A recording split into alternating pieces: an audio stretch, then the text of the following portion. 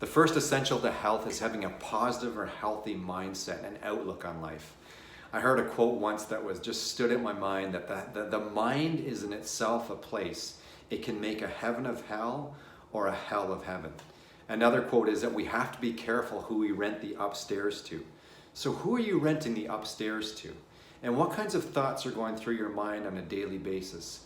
Are you focusing on negative things and on things that are causing you to be more depressed? Or are you focusing on things that you want to see happen in your life? So I challenge you to think about that, because if you're in a state of constant stress, that's a major problem. Our bodies were made to be able to deal with stress for very short spurts of time, but not for extended periods of time.